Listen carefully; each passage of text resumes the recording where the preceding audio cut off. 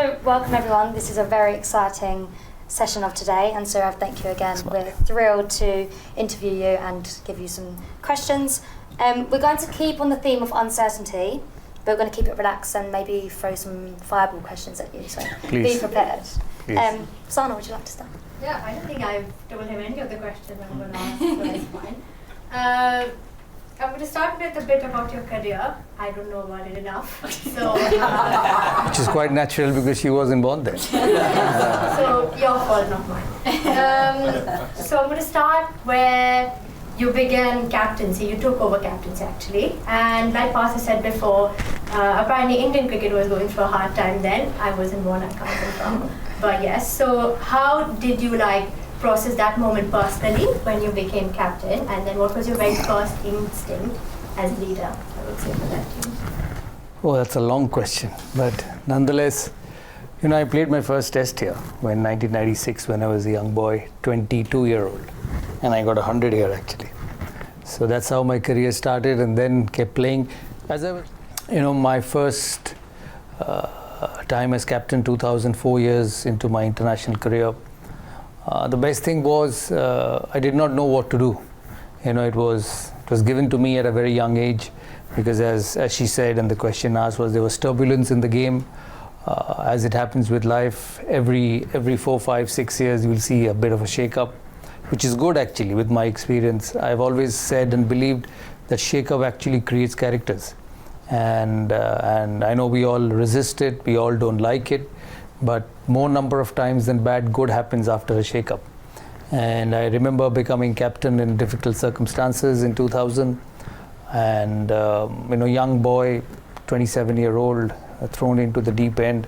Everybody knew it more than I did as a captain, and opinions, media, press, even the cook and the driver at home would give you advice, saying that India needs to do this, India needs to do that. You didn't have a second slip when Jawaharlal Srinath was bowling. So amidst all that, amidst all this hype and discussions and opinions, you still had to find a way to lead a team. So I didn't know what to do. Probably that was the best thing for me at that particular time, and I just did what I thought was right.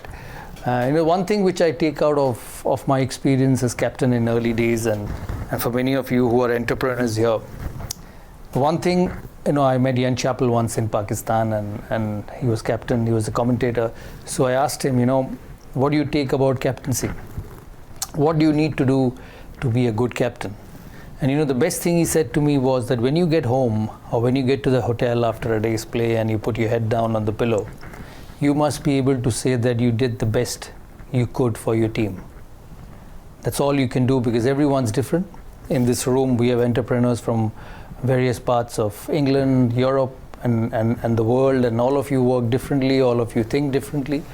But what boils down is, amid the strategies, amid the plannings and discussions, it boils down to what you think is best for the company and the brand.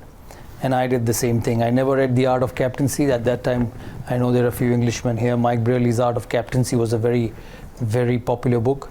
I'd never seen that book. So, and what I did was what I felt was right for Indian cricket. And I think every individual has his own way of doing things. You will very rarely get two people doing the same thing the same way, and that's what human talent and human knowledge is all about.